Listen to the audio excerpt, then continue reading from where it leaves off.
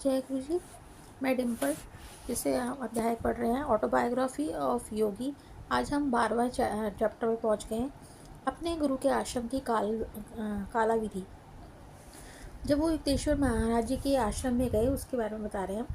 तुम आ गए। युक्तेश्वर जी ने बरामदे के पीछे स्थित बैठक में पीछे व्याख्या में बैठे हुए मुझसे कहा। उनका स्वर ठंडा था, ढंग भाव शून्य। श्री गुरुदेव जी, मैं आपका अनुसरण के लिए आया हूँ। झुककर मैंने उनका चरण स्पर्श किया। परंतु ये कैसे हो सकता है? तुम तो मेरी इच्छाओं की अवहेलना करते हो। अब ऐसा नहीं होगा गुरुजी, आपकी इच्छा ही मेरा परम धर्म होगा। जैसा आप कहेंगे मैं वैसे ही करूँगा। तो गुरुदेव जी ने कहा, ठीक है, तो मेरी एक बात मानो। सबसे पहले तुम अपने परिवार के पास घर लौट जाओ। मैं चाहता हूँ तुम कोलकाता जाकर कॉलेज में प्रवेश करो। तुम्हें आगे की पढ़ाई चलती रहनी चाहिए। ठीक है गुरुदेव। मैंने अपनी व्याकुलता को छिपा दिया। क्या ये जिद्दी पुस्तकें वर्षों तक मेरा पीछा नहीं छोड़ेंगे? पहले पिताजी, अब युक्तेश्वर महाराज जी भी मुझे पढ़ाई करने के लिए कह रहे हैं। किसी दिन मुझे पाश्चात्य जगत में जाना होगा। वहाँ के लोग भारत के प्राचीन ज्ञान के प्रति अधिक ग्रहणशील होंगे। यदि अपरिचित हिंदू गुरु के पास विश्वविद्यालय की डिग्री होगी तब तुम कर सकोगे। जब गुरुजी ने मुझे ऐसा कहा तो मेरी उदासी छट गई। मैं समझ गया कि गुरुजी का आदेश है कि आगे भविष्य में मुझे जो है फॉरेन कंट्री में जाके मुझे ये कार्य करना होगा, क्योंकि गुरुदेव को तो पहले का ही पता होता है। तुम कोलकाता में पास ही में रहोगे। जब भी तुम्हें समय मिले यहाँ आ जाना। संभव हुआ तो प्रतिदिन आऊँगा गुरुदेव। अपने जीवन के प्रत्येक पहलू पर मैं आपका अधिकार कृतज्ञता पूर्वक स्वीकार करता हूँ, केवल एक शर्त पर। क्या? कि आप मुझे भगवत साक्षात कराने का वचन दें। 1 घंटे तक वायुयुद्ध चलता रहा। गुरु वचन मिथ्या नहीं हो सकता, वह सहज भी नहीं किया जा सकता। इस वचन में निहित संभावना है। इसमें पहले कि एक गुरु ईश्वर को प्रकट होने के लिए बाध्य करे, उसका ईश्वर के साथ घनिष्ठ संबंध होना आवश्यक है।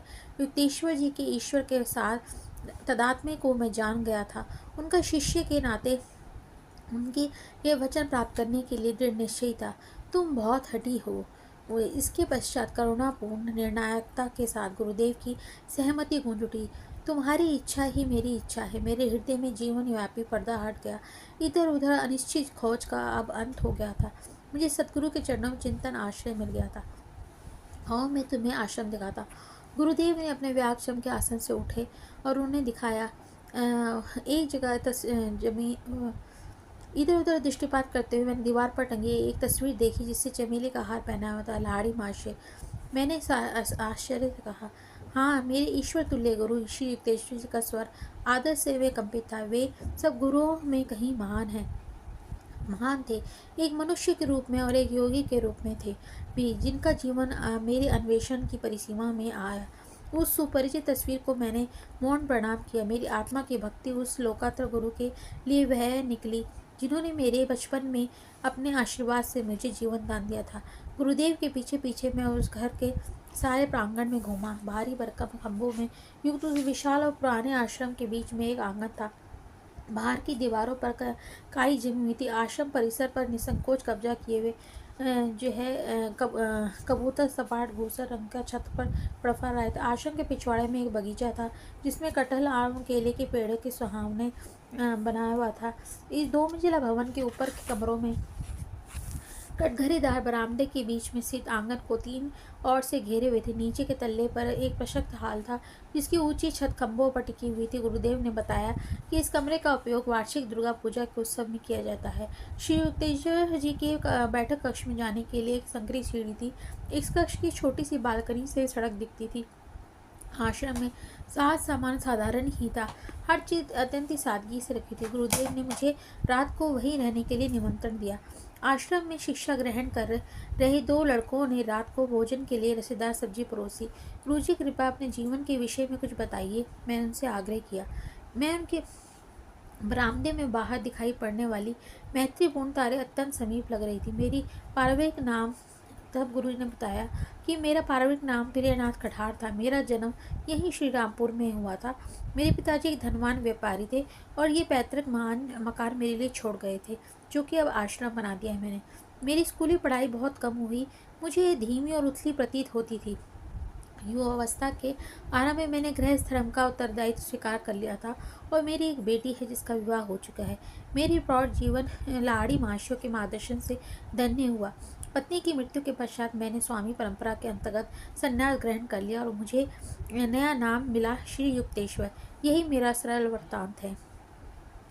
मुझे बड़ी हैरानी थी कि गुरु जी क्या सांसारिक जीवन व्यतीत किया हुआ है क्योंकि उनका मानना था कि गुरु जी शायद सन्यासी शुरू से ही थे।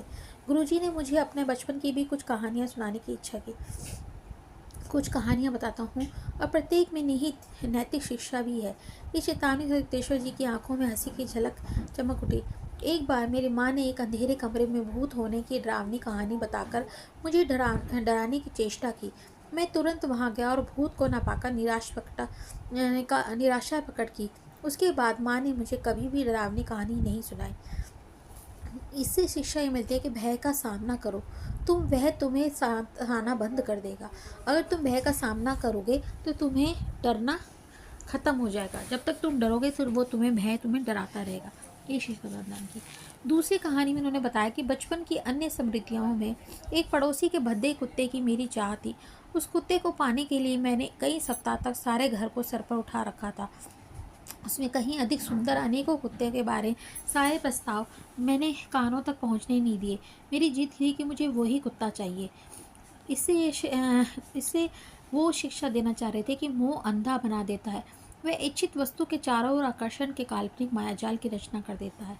तीसरी कहानी जो है गुरुजी ने मुझे सुनाई, किशोर मन की सुकुमारता से संबंधित थी। मैं अपनी माँ को कभी कभी यह कहते सुनता था कि जो मनुष्य कभी किसी और के काम मातहत नौकरी स्वीकार कर लेता है वह दास है। ये धारणा मेरे मन में इतनी पक्की बैठ गई थी कि मैंने विवाह के उपरांत भी कभी नौकरी नहीं की। अपनी प्रत्येक संपत्ति को भूमि के व्यवसाय में लगाकर मैंने अपनी आजीविका चलाई। नैतिक शिक्षा ये है कि केवल अच्छी और सकारात्मक शिक्षाएं ही बच्चों के मन में जानी चाहिए। उन्हीं प्रारंभिक धारणाएं दीर्घकाल तक सुस्पष्ट बनी रहती हैं। गुरुदेव प्रशांत मौन में डूब गए। मध्य रात्रि के आसपास उन्होंने मुझे एक संकरी खाट सोने के लिए दी। अपने गुरु के आश्रम की छत के नीचे उस पहली रात नींद खूब गाढ़ी और मधुर थी। श्री तेजस्वी जी ने दूसरे दिन प्रातःकाल ही मुझे क्रिया योग की दीक्षा देने के लिए निश्चय किया। उस प्रविधि की दीक्षा मुझे पहले ही लाड़ी माशों के 2 शिष्यों से मिल चुकी थी, पिताजी और मेरे शिक्षक स्वामी केवलानंद जी। परंतु गुरुदेव के पास रूपांतर करने की शक्ति थी। उनके स्पर्श मात्र से एक प्रचंड ज्योति मेरे संपूर्ण अस्तित्व पर छा गई, मानो करोड़ों सूर्यों के एक साथ उद्दीप्त हो उठे हों। एक अवर्णनीय आनंद की बाढ़ ने मेरे हृदय को अंतरतम कोने पर तक अभिभूत कर लिया था। उसके दूसरे दिन लगभग सायंकाल हो चला था जब मैं आश्रम में जाने के लिए तैयार हो गया। तुम 30 दिन में लौट आओगे। जब मैंने कोलकाता के अपने घर के द्वार में प्रवेश किया तो गुरुदेव की भविष्यवाणी भी मेरे साथ थी। उड़ते पक्षी के पुनरागमन के बारे में कोई भी व्यंग बाण जिसका मुझे डर था मेरे किसी संबंधी ने नहीं चलाया। मैं अपने घर जैसे गुरुदेव की आज्ञा थी, मैं अपने घर चला गया और वहीं अपनी अटारी में जाके ध्यान करने लगा। तब मेरे को अपने घर की अटारी को मैंने साक्षात जीवत्व अस्तित्व माना। तुम मेरे ध्यान की साक्षी हो, मेरी साधना के अश्रुपात और आंधी तूफानों की भी। अब मैं अपने दिव्य गुरु के आश्रय में पहुंच गया हूँ बेटा। आज मैं हम दोनों के लिए एक बहुत खुशी की बात है। पिताजी और मैं शांत नीरज संध्या में बैठे हुए थे। तुम्हें तुम्हारे गुरु मिल गए, जैसे चमत्कारी ढंग से मुझे अपने गुरु मिल गए थे। लाड़ी माशियों का पुण्य हस्त हमारे जीवन की रक्षा कर रहा है। तुम्हारे गुरु कोई दुर्गम हिमालय के संत नहीं बल्कि निकट ही के ही निकले। इससे मुझे और भी खुशी है क्योंकि मैंने यही प्रार्थना लाड़ी माशी से की थी। पिताजी की इस बात की खुशी थी कि मेरी औपचारिक पढ़ाई फिर से आरंभ हो गई। उन्होंने यथोचित व्यवस्था कर दी थी। दूसरे दिन कॉलेज में मेरा स्कॉटिश चर्च कॉलेज में उन्होंने दाखिला करा दिया। खुशी के मास तेजी से बीतते गए। मेरे पाठकों के निश्चय ही यही अनुमान लगा दिया गया था कि कॉलेज की कक्षा में मैं कम दिखाई पड़ता था। श्री रामपुर जी के आश्रम में आकर्षण इतना ज़्यादा था कि मैं रोज़ वहाँ पे ज़्यादा जाता था। रोज़ मैं वहाँ जाता था और दैनिक जीवन वहाँ आश्रम में दैनिक जीवन शांत सरल रूप से चलता गया। उसमें शायद ही कभी कोई परिवर्तन होता था। मेरे गुरुदेव ब्रह्मवेला में ही जग जाते थे। पड़े ही यहाँ कभी कभी बिस्तर पर बैठे ही समाधि की अवस्था में प्रवेश कर जाते। गुरुदेव कब जागे यह पहचाना अत्यंत सरल था। जबरदस्त गर्जना गर्जन करते खराटों का अकस्मात रुक जाना, एकाध दो देर निश्वास, कभी शरीर को कोई हलचल, फिर श्वास से अंतता की निशब्द अवस्था और गहरे समाधि आनंद में डूब जाते थे।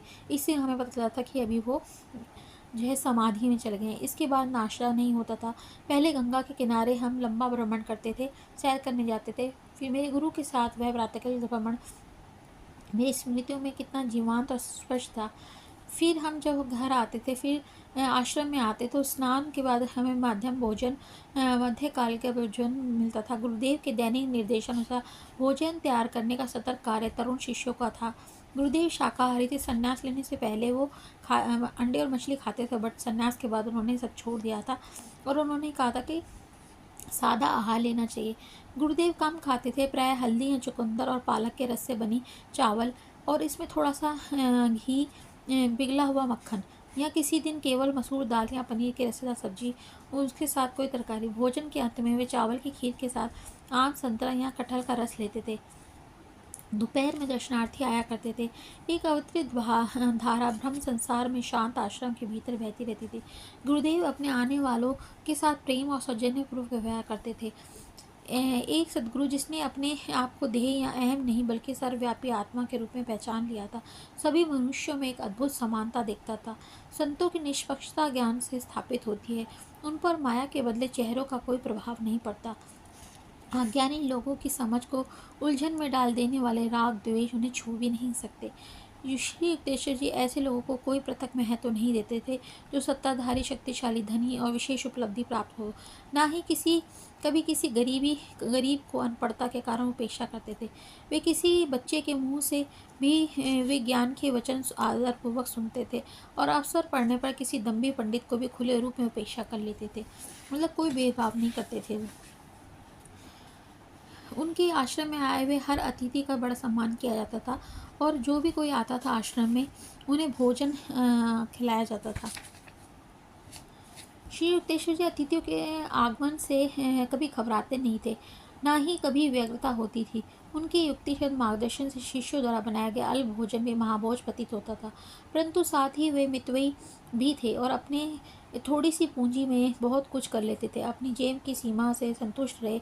फिजूल खर्ची तुम्हारे लिए अशांति पैदा करेगी, वे प्राय कहते थे। चाहे आश्रम में आतिथ्य सत्कार का कार्य हो या भवन निर्माण का, मरम्मत का या कोई अन्य व्यवहारिक कार्य, हर कार्य की छोटी से छोटी बातों में गुरुदेव सृजनात्मक मौलिकता का परिचय देते थे। सायंकाल को शांत समय में प्राय गुरुदेव प्रवचन करते थे। अक्षय रत्न भंडार उनका प्रत्येक शब्द ज्ञान से तराशा होता था। एक अलौकिक आत्मविश्वास और उनके निरूपण में झलकता था। अपने विचारों को शब्दों का परिधान पहनाते से पहले वे अनेक विवेक नाजुक तराजों में खोलते थे। सत्य का मूल तत्व सर्वव्यापक भौतिक रूप से विद्यमान उनकी आत्मा के सौरभ की तरह निस्तृत होता था। मुझे सदा इस बात का आभास था कि मैं भगवान के जीवन विग्रह में सानिध्य में हूँ। उनकी दिव्यता का भार अपने आप मेरे मस्तक को उनके सामने नत कर देता था। यदि अतिथि यह भाव जाते कि युक्तेश्वर जी अंत ईश्वर में मग्न हो रहे थे तो गुरुदेव तुरंत उनके साथ वार्तालाप शुरू कर देते। किसी प्रकार का प्रदर्शन करना या उनके आंतरिक मग्नता की शेखी मारना उन्हें नहीं आता था। ईश्वर के साथ सदा एक रूप, उन्हें ध्यान के लिए अलग के समय निकालने की आवश्यकता नहीं थी। वो सब लोगों के बीच में भी ध्यान में चले जाते थे। फल आने पर फूल अपने आप झड़ जाता है, परंतु शिष्यों के लिए उदाहरण स्थापित करने के लिए संजन प्राय साधना, भजन आदि बाह्य साधनों में जुटे रहते थे। मध्य रात्रि होते हुए गुरुदेव प्राय बाल सुलभ सहजता के साथ निद्राधीन हो जाते थे। बिस्तर आदि का कोई महत्व नहीं था उनके लिए। वो सादे उसमें ही अपने आसन में कमरे में जाके लेट जाते थे। शिव तेजय के सानिध्य के प्रारंभिक कुछ महीनों में मुझे एक उपयोगी शिक्षा मिली। मच्छरों की चालाकी से कैसे मात करें। मेरे घर में लोग सदा ही मच्छरदानी का प्रयोग करते थे। यह मैं देखकर हैरान हो गया कि श्री रामपुर आश्रम में इस विवेकपूर्ण प्रथा का पालन उसका उल्लंघन के रूप में होता है, जबकि मच्छरों का तो वहाँ पूरा साम्राज्य था। सिर से पांव तक मुझे काटते थे। गुरुदेव मुझ पर दया आ गई। अपने लिए एक मच्छरदानी खरीद लाना और एक मेरे लिए भी। हंसकर उन्होंने कहा, एक दिन यदि तुम केवल अपने लिए ही लाओगे तो सब मच्छर मुझ पर टूट पड़ेंगे। मैंने इस आज्ञा का अतिशय कृतज्ञता के साथ पालन किया। जिस रात में श्री रामपुर में रह जाता, गुरुदेव मच्छरदानी लगाने के लिए अवश्य कहते थे। और एक दिन ऐसा हुआ कि जब गुरुदेव ने आज्ञा नहीं दी और हम सोने चले गए, और उस दिन मच्छरदानी भी नहीं लगी, तो मच्छरों ने काटना मुझे शुरू कर दिया। बिना आज्ञा के मच्छरदानी हमने नहीं लगा सकते थे। जैसे ही एक मच्छर जैसे मुझे काटने के लिए हुआ, मैंने उसे मारने की कोशिश करी, पर मैंने उसे मारा नहीं। तो गुरुदेव की ओर से कोई प्रतिक्रिया, हलचल नहीं थी। मैं सतर्कतापूर्वक उनके समीप गया। उनका श्वास उनकी दिशा से प्रवाहित थी। आधे घंटे बाद गुरुदेव का ध्यान आकर्षित करने के लिए मैंने झूठ मूठी खांसकर, मुझे लगा कि जैसे मच्छरों के दंश में से और खांसकर उनके रक्त पिपासु उत्सव मनाती खुनगुनाहट से मैं पागल हो जाऊंगा। गुरुदेव की ओर कोई प्रतिक्रिया, हलचल नहीं हुई। वे उनके सतर्कतापूर्वक उनके समीप आ गए। उनके श्वास नहीं चल रहे थे। उन्हें इतने निकट में समाधि अवस्था में देखने का यह मेरा पहला अवसर था। इससे मैं भयभीत हो गया। इनका हार्ट फेल तो नहीं हो गया, मैंने सोचा। मैंने उनकी नाक के नीचे एक आईना रखा। उस पर श्वास की भाप नहीं पड़ी। पूर्णतः सुनिश्चित कर लिया कि मैंने कई मिनटों तक उनका मुंह और नाक अपनी उंगलियों से बंद करके रखे। उनकी देह ठंडी और निश्चल थी कि कर्तव्यतापूर्ण होकर मैं लोगों को बुलाने के लिए दरवाजे की ओर मुड़ा। अच्छा, एक उभरता हुआ प्रयोग करता, मेरी बेचारी नाक। गुरुदेव का ये स्वर था। तुम सोते क्यों नहीं हो? क्या तुम्हारे लिए सारी दुनिया बदल जाएगी? अपने आप को बदलो, मच्छरों की चेतना से अपने को मुक्त करो। चुपचाप मैं अपने बिस्तर पर लौट आया। इसके बाद एक भी मच्छर मेरे पास नहीं फटका। मैं समझ गया कि गुरुदेव केवल मुझे खुश करने के लिए मच्छरदानी लगाने की सहमत हुए थे। अनेक मच्छरों का कोई डर नहीं था। अपनी योग शक्ति से वे उन्हें काटने से रोक सकते थे, या यदि वे चाहते तो अपनी आंतरिक ध्यान अवस्था में जा सकते थे, जिससे मच्छरों का उन्हें पता ही नहीं चलता। मैं सोच रहा था कि वे मुझे दिखा रहे थे कि वह योगा अवस्था में है, जिसे मुझे प्राप्त करने का प्रयास करना चाहिए। सच्चा योगी समाधि की पराचेतना अवस्था में जा सकता है और उसी अवस्था में रह सकता है, उन समस्त विक्षोभों के बावजूद जिसका इस धरातल पर कोई अभाव नहीं होता। कीटकों की बिनाहट, परिव्याप्त सूर्य प्रकाश की तीव्रता, समाधि की प्रमथ अवस्था, समाधि के साधक बाह्य जगत की इंद्रियों का बोध को बंद कर देना, तब इसे आदि ईडन के भूस्वर्ग से भी कहीं अधिक सुंदर अंतर जगत की ध्वनियों और दृश्यों का प्रतिपादन प्राप्त होता है। ये शिक्षा मच्छर आश्रम में मुझे एक और प्रारंभिक शिक्षा मिलने का कारण बने। यह वह सायंकाल का शांत समय था। मेरे गुरुदेव प्राचीन शास्त्रों की अनुपम व्याख्या कर रहे थे। उनके चरणों में मैं संपूर्ण शांति में था। एक दृश्य मच्छर उस समय रसमय वातावरण में घुस आया और मेरा ध्यान अपनी ओर खींचने लगा।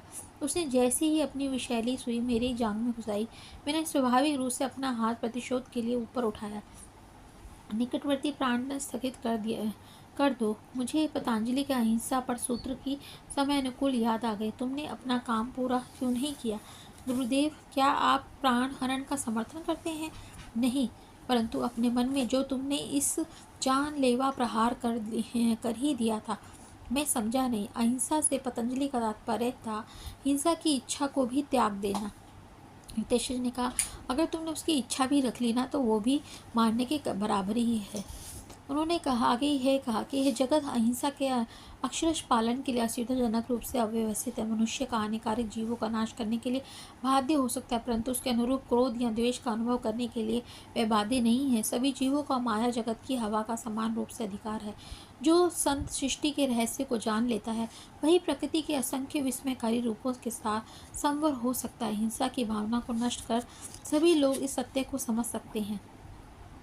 गुरुदेव, क्या हिंसक प्राणी का वध करने की बजाय अपनी बलि दे देनी चाहिए? नहीं, मानव देह अमूल्य है। मस्तिष्क और मेरुदंड में स्थित चक्रों के कारण क्रम विकास की दृष्टि से मानव देह सबसे मूल्यवान है। ये चक्र उन्नत साधक को ब्रह्म चैतन्य की उच्चतम स्थितियों को प्राप्त करने के लिए उन्हें अभिव्यक्त करने की क्षमता प्रदान करते हैं। मानव योनि में निकृष्ट किसी भी योनि के जीव में यह क्षमता नहीं होती है।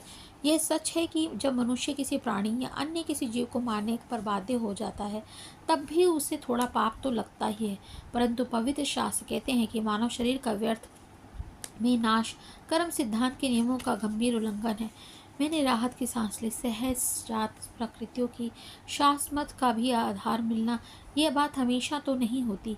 जहाँ तक मुझे ज्ञात है, गुरुदेव का कभी भी किसी बाघ या चीते से सामना तो नहीं हुआ होगा, परंतु एक अत्यंत विषैले नाग से उनका पाला पड़ा था। उस नाग को उन्होंने अपने प्रेम से वश कर लिया था। यह घटना पूरी हुई थी जहाँ गुरुदेव का समुद्र तट पर आश्रम था। गुरुदेव के जीवन में उत्तरकाल में उनका शिष्य बना प्रफुल्ल नाम का एक लड़का उसके साथ था।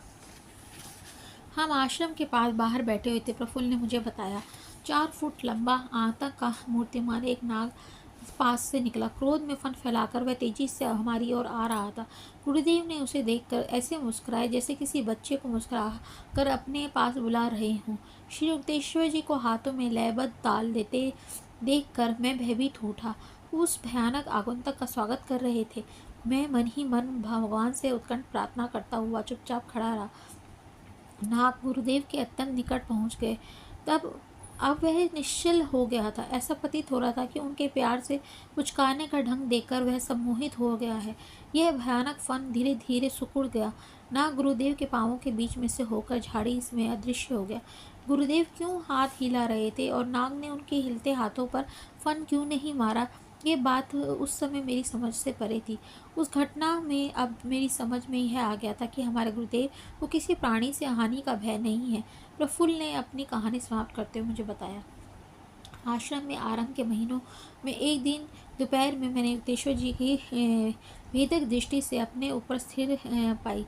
तुम बहुत दुबले पतले हो मुकुंद। उनकी बात ने मेरी दुखती रग को छू लिया। अपनी धसी हुई आंखें और कृश देश मुझे भी अच्छी नहीं लगती थी। मुझे बचपन से अजीर्ण की शिकायत थी। घर में मेरे कमरे में एक ताक पर पाचक और बलवर्धक औषधियों की अनेक शीशियाँ पड़ी रहती थी, परंतु किसी से भी मुझे कोई लाभ नहीं होता था। कभी कभी तो मन ही मन सोच करता था कि क्या इतने दुर्बल शरीर से जीने का कोई अर्थ भी हो सकता है। औषधियों की अपनी सीमाएं हैं, दिव्य संजीवनी प्राण शक्ति की कोई सीमा नहीं है।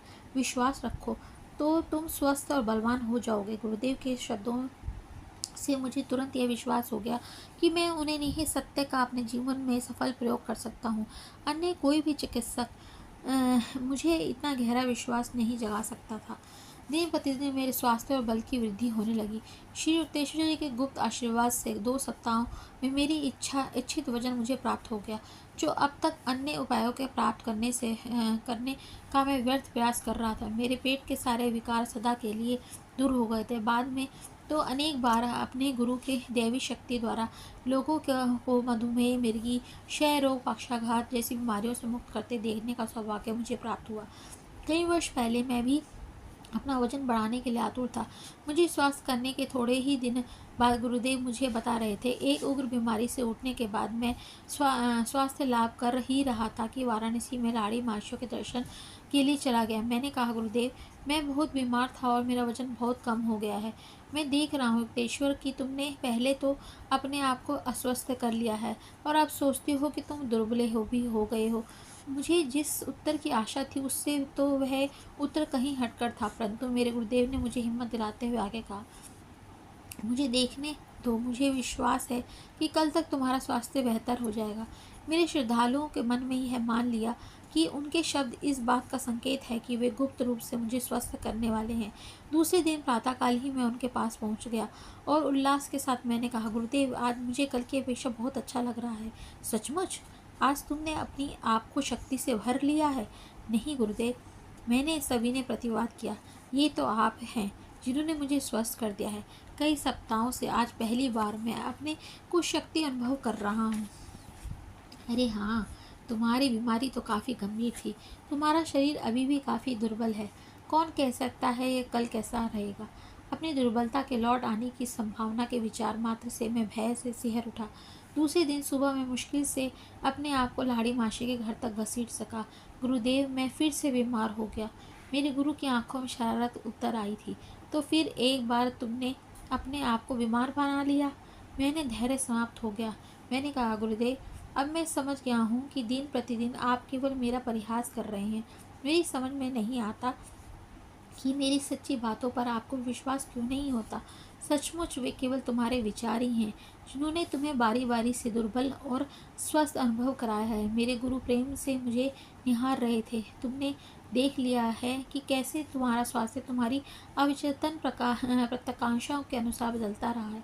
विचार भी विद्युत शक्ति और गुरुत्वाकर्षण शक्ति के समान एक शक्ति है। मानव मन ईश्वर के सर्वशक्तिमान चैतन्य का एक स्फुलिंग है। मैं तुम्हें दिखा सकता हूँ कि तुम्हारा शक्तिशाली मन जिस किसी भी बात से तीव्र विश्वास रखेगा वह तत्क्षण घटित होकर रहेगा।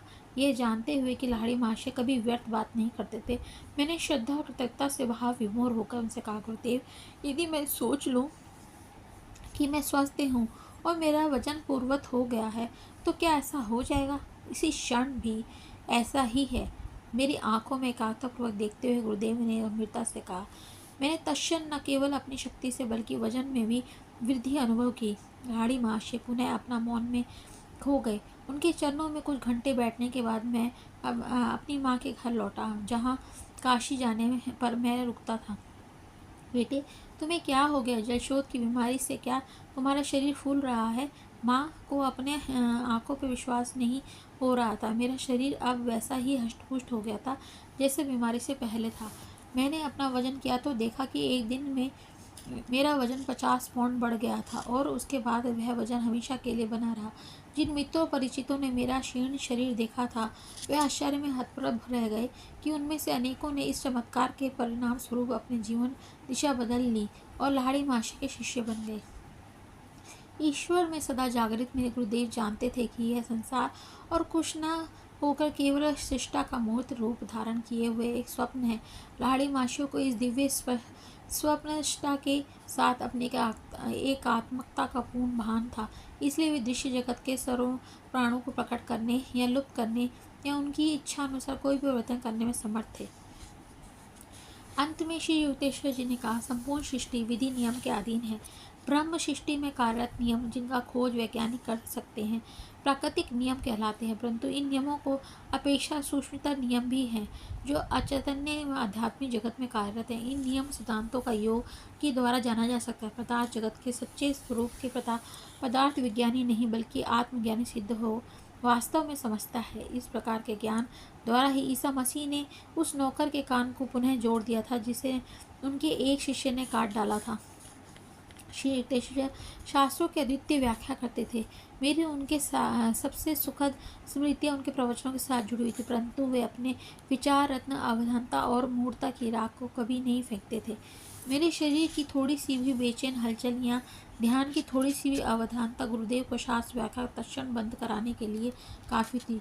तुम यहाँ नहीं हो। एक दिन दोपहर युक्तेश्वर नहीं है टिप्पणी करते हुए अपना वाक प्रवाह खंडित कर दिया। सदा ही की भांति वे मनयोग को निर्मलता से ध्यान रख रहे थे। गुरुदेव जी, मेरे स्वर में विरोध स्पष्ट था। मैं जरा भी नहीं हिला, मेरी पलकें भी नहीं हिली। आपने जो जो भी अभी कहा है मुझे एक एक शब्द याद है, फिर भी पूर्ण रूप से तुम मेरे साथ नहीं हो। तुम्हारा विरोध करना मुझे यह कहने के लिए विवश कर रहा है कि तुम अपने मन की प्रतिष्ठ भूमि में 3 संस्थाओं का निर्माण कर रहे थे। एक थी मैदानी क्षेत्र में एकांत आश्रम, दूसरा एक पहाड़ी के शिखर पर, तीसरी एक समुद्र तट पर। ये अस्पष्ट विचार लगभग अवचेतन स्तर पर ही मेरे मन में सचमुच चल रहे थे। मैंने क्षमा याचक दृष्टि से उनकी ओर देखा। ऐसे गुरु के साथ मैं कर ही क्या सकता हूँ जो सदा कदा अचानक मेरे मन में उड़ने वाले विचारों को भी पकड़ लेते थे। तुमने स्वयं ही यह अधिकार मुझे दिया है। मैं जिन सूक्ष्म तत्वों को समझा रहा हूँ उन्हें तुम्हें पूर्ण मनोयोग के बिना नहीं समझ सकते हो। जब तक आवश्यक ना हो मैं दूसरों के मन में एकांत में नहीं झांकता। मनुष्य को अपने विचारों में गुप्त रूप से विचरण करने का स्वाभाविक अधिकार है। बिना बुलाए तो भगवान भी वहाँ प्रवेश नहीं करते, ना ही मैं वह हिम्मत कर सकता हूँ। आपका सदा स्वागत है गुरुदेव।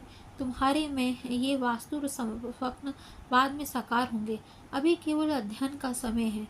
इस समय मेरे गुरु ने प्रसंगवश ही अपने सहज ढंग से मेरे जीवन में आने वाली 3 महत्वपूर्ण घटनाओं को अपना पूर्व ज्ञान प्रदर्शित कर लिया। किशोरावस्था के आरंभ में मुझे 3 इमारतों की रहस्यमय झांकियाँ मिलती थी, जिनमें से प्रत्येक इमारत अलग अलग परिदृश्य से दिखती थी। श्री युक्तेश्वर ने जिस क्रम में बताया था ठीक उसी क्रम में इन 3 दृश्यों के साकार रूप धारण किए। सर्वप्रथम रांची के एक मैदानी क्षेत्र में मेरे द्वारा स्थापित बालकों के लिए योग विद्यालय की स्थापना, फिर लॉस एंजलिस में एक पहाड़ी पर मेरी अमेरिका मुख्यालय और दूसरे उसके बाद विशाल प्रशांत महासागर के तट पर कैलिफोर्निया के एनसिनेटिक्स में एक आश्रम। गुरुदेव कभी गर्व के साथ ऐसा नहीं कहते थे कि मैं भविष्यवाणी करता हूँ कि अमुक अमुक घटना घटेगी, बल्कि वे संकेत मार देते थे, तुम्हें नहीं लगता कि ऐसा हो सकता है? परंतु उनके सादे वक्तव्यों से के पीछे भविष्य दृष्टा की शक्ति छिपी रहती थी। वे एक बार कही हुई बात को कभी वापस नहीं लेते थे, न उनसे कभी कोई परिवर्तन करते थे। उनकी किंचित ढकी हुई भविष्यवाणी कभी मिथ्या सिद्ध भी नहीं हुई। युक्तेश्वर जी के स्वभाव में मितभाषी, स्पष्टवादी और पूर्णतः आडंबर रहित थे। उनके विचारों में न तो कभी अस्पष्टता का अवलेश था, न स्वापिलता का कोई अंश था। उनके पांव जमीन पर दृढ़ थे, मस्तक स्वर्ग की शांति में स्थिर था। व्यवहारिक स्वभाव के लोग इन्हें अच्छे लगते थे। वे कहते थे, साधु का अर्थ भोंदूपन या आक्रमणता नहीं है। ईश्वर अनुभूति को किसी को अक्षम नहीं बनाती। चरित्र बल की सक्रिय अभिव्यक्ति तक क्षीणतम बुद्धि को विकसित करती है। मेरे गुरु सूक्ष्म लोगों को चर्चा करना पसंद नहीं करते थे। पूर्ण सादगी ही असामान्यता का एकमात्र लक्षण बनकर उनमें दिख पड़ती थी। वार्तालाप में विस्मय कार्य संदर्भ देने से वे बचते थे। कार्यों में अपने सामर्थ्य को मुक्त रूप से अभिव्यक्त करते थे। उन अनेक तथाकथित गुरु चमत्कारों की चर्चा तो खूब करते थे, प्रकृति में कुछ नहीं उतार सकते थे। श्री युक्तेश्वर जी शायद ही कभी सूक्ष्म नियमों का उल्लेख करते, पर गुप्त रूप से अपनी इच्छा अनुसार उन्हें कार्यान्वित करते थे। आत्मदर्शी पुरुष कभी भी कोई चमत्कार नहीं करता जब तक उसे अपने अंतर में उसके लिए आज्ञा नहीं मिली हो। गुरुदेव कहते हैं, ईश्वर नहीं चाहते कि उनकी सृष्टि के रहस्यों का यत्न तत्न सर्वत्र प्रकट किया जाए, और फिर संसार में प्रत्येक व्यक्ति को अपने स्वतंत्र इच्छा शक्ति का असाक्राम्य अधिकार है। कोई संत उस स्वतंत्रता पर कोई अतिक्रमण नहीं करेगा। स्वभावतः ही युक्तेश्वर जी का मौन रहना और उनकी अनंत ब्रह्म की गहरी अनुभूतियों के कारण आत्मसाक्षात्कार विहीन गुरु अनंतुलत रूप से जिस ज्ञान को व्यक्त करने में दिन भर व्यस्त रहते थे, उसके लिए उनके पास कोई समय नहीं बचता। हिंदू शास्त्रों में एक कहावत है, उथले पुरुषों में छोटे छोटे विचारों की मछलियां खूब खलबली मचाती हैं। सागर समान मन में अंतः प्रेरणा में महावत्स भी शायद ही कोई तरंग उत्पन्न कर पाते हो। मेरे गुरु के आडंबरहीन आचरण के कारण उनके समकालीन लोगों से बहुत कम ऐसे थे जो उन्हें अवतारी पुरुष के रूप में पहचान सके थे। यह कहावत है कि जो अपने ज्ञान को छिपा नहीं सकता वह मूर्ख है। मेरे परम ज्ञानी और शांत गुरु पर कभी लागू नहीं हो सकती। यद्यपि युक्तेश्वर जी के अन्य मर्द लोगों की तरह जन्म लिया था, तथापि वे सृष्टि के नियंता के साथ एक बन चुके थे। ईश्वरत्व में मनुष्यत्व से के विलयन में गुरुदेव ने कोई दुर्लभ बाधा नहीं पाई। बाद में मेरी समझ में आया कि केवल मनुष्य के आध्यात्मिक प्रयासहीनता के अलावा कोई बाधा नहीं होती है। श्री युक्तेश्वर जी के पवित्र चरणों का स्पर्श करते समय मैं सदा ही रोमांचित होता था। गुरु का श्रद्धापूर्वक स्पर्श करने से शिष्य आध्यात्मिक शक्ति से परिपूर्ण हो जाता है। एक सूक्ष्म विद्युत धारा प्रवाहित होती है। शिष्य के मस्तिष्क में विद्यमान अवांछनीय प्रवृत्ति प्रणालियों का उस प्रवाह में प्राय भस्म हो जाती हैं। उसकी सांसारिक प्रवृत्तियों के खांचों में कल्याणप्रद उथल पुथल मच जाती है। गुरुदेव ने मुझे बताया, जब लाहिड़ी महाशय मौन रहते थे तब भी या किसी ऐसे विषय पर चर्चा कर रहे हों जो पूर्णतः धार्मिक ना हो, तब भी मैंने देखा कि उन्होंने मुझे अगाध ज्ञान का संचार कर दिया था। मुझ पर भी युक्तेश्वर जी का प्रभाव ऐसा ही पड़ता था। यदि मैं कभी चिंतित सा अनास्मक मन से भी आश्रम में प्रवेश करता तो मेरी मनोवृत्ति अगम्य ढंग से बदल जाती थी। अपने गुरु के दर्शन मास से ही एक प्रकार की सुख शांति मुझ में आ जाती थी। उनके सानिध्य में प्रतिदिन आनंद, शांति और ज्ञान का ऐसा अनुभव होता था। मैंने उन्हें कभी माया के किसी आकर्षण में ग्रस्त या लोभ, क्रोध आदि किसी के प्रति मनस्वी अनुस्कृति की भावना में उत्तेजित नहीं देखा है। माया का अंधकार धीरे धीरे चुपचाप अपनी ओर बढ़ रहा है। आओ अपने अंतर में अपने घर की ओर भाग चलें। शिष्यों को साधन करने के लिए इन शब्दों द्वारा गुरुदेव नित्य उन्हें क्रिया योग के अभ्यास की आवश्यकता को याद दिलाते थे। कभी कभी कोई नया शिष्य योग अभ्यास के लिए अपनी योग्यता के बारे में संदेह प्रकट कर देता था। अतीत को भूल जाओ, युक्तेश्वर जी उन्हें सतावना देते हुए कहते थे। सभी को लोगों का बीता हुआ जीवन उनके कलंकों से कलुषित है। मनुष्य के आचरण का तब तक कोई भरोसा नहीं होता जब तक वह ईश्वर में अधिष्ठित ना हो जाए। भविष्य में सब कुछ सुधर जाएगा यदि तुम अभी से आध्यात्मिक प्रयास शुरू कर दोगे तो। गुरुदेव के पास आश्रम में सदा ही बाल शिष्य रहते थे। उनकी भौतिक और आध्यात्मिक शिक्षा में गुरुदेव को सदा ही रुचि रहती थी। अपने देह त्याग से थोड़े ही दिन पहले उन्होंने दो 6 साल के बच्चों और एक 16 साल के नवयुवक को आश्रमवासी शिष्य के रूप में स्वीकार किया था। अपने अधीन शिष्यों को वे सावधानीपूर्वक शिक्षा देते थे। शिष्य और शिक्षा, जिसमें अनुशासन निहित है, इन दोनों शब्दों का मूल एक ही है। व्यवहारिक स्तर पर दोनों एक दूसरे से संबंधित हैं। आश्रमवासियों को अपने गुरु के प्रति नितांत प्रेम और आदर था। गुरु की हल्की सी तालीम पर भी सभी उत्सुकता से उनके पास दौड़ पड़ते थे। जब कभी वे गंभीर या अंतर्मुखी प्रतीत होते, तब कोई बातचीत करने का साहस न करता था। जब उनकी हंसी गूंज उठती, तब बच्चे भी उन्हें अपने से में से ही एक मानते थे। श्री युक्तेश्वर जी शायद ही कभी किसी को अपना कोई व्यक्तिगत काम करने के लिए कहते थे। न ही वे कभी किसी शिष्य से कोई सेवा स्वीकार करते थे।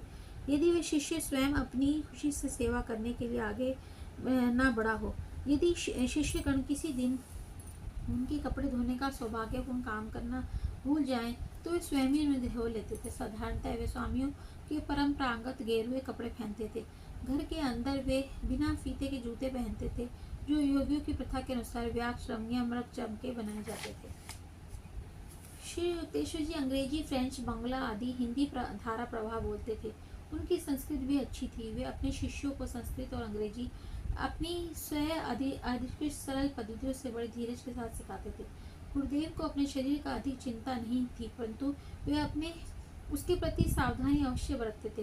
वे कहते थे कि ईश्वर शारीरिक और मानसिक स्वास्थ्य से अच्छी प्रकार अभिव्यक्त होते हैं। किसी भी बात में अति करना उन्हें पसंद नहीं था। एक शिष्य को जो दीर्घ काल तक उपवास करना चाहता था, मेरे गुरु ने हंसते हुए कहा, कुत्ते के को हड्डी क्यों ना डाल दी जाए। श्री युक्तेश्वर जी का स्वास्थ्य उत्तम था। मैंने कभी उन्हें अस्वस्थ नहीं देखा। जब प्रथा का मान रखने के लिए वे अपने शिष्यों को यदि वे चाहें तो डॉक्टर के पास जाने देते थे। वे कहते थे, डॉक्टर को भौतिक पदार्थों के लिए निर्धारित ईश्वरीय नियमों के अनुसार अपना चिकित्सा कार्य करना चाहिए, पर वे मानसिक शक्ति के द्वारा रोग निवारण की पद्धति का शेष मानते थे और प्राय कहते थे, ज्ञान ही सबसे बड़ा परिष्कारक है। वे अपने शिष्यों से कहते, शरीर एक कपटी मित्र है, उसे उतना ही दो जितना जरूरी है, उससे अधिक नहीं। सुख दुख अल्पकालिक होते हैं। जगत के सभी द्वंद्वों से को शांति पूर्वक सहन करो और साथ ही उनके प्रभाव से परे जाने का प्रयास करते रहो। कल्पना ही वह द्वार है जिसमें रोग भी प्रवेश करते हैं, रोग निवारण भी। बीमार होने पर भी बीमारी के अस्तित्व में विश्वास मत रखो। उपेक्षित अतिथि अपने आप भाग जाएगा। अन्य डॉक्टर भी गुरुदेव के शिष्य थे। उनसे गुरुदेव कहते थे, जिन्होंने शरीर विज्ञान का अध्ययन किया है, उन्हें और आगे जाकर आत्मविज्ञान का अनुसंधान करना चाहिए। शरीर की यंत्रावली के पीछे एक सूक्ष्म आध्यात्मिक संरचना छिपी हुई होती है। श्री युक्तेश्वर जी अपने शिष्यों में पौर्वत्या और पाश्चात्य सद्गुणों का संगम बनने के लिए कहते थे। स्वयं अपने भाई आदित्य किसी पाश्चात्य संचालक के समान थी। उनके अंतर में पौवर्त्य लोगों की आध्यात्मिकता कूट कूट कर भरी थी।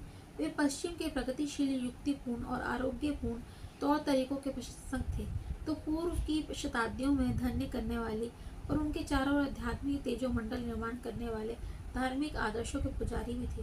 अनुशासन मेरे लिए कोई नई बात नहीं है। घर पे भी पिताजी अनुशासन में दृढ़ थे।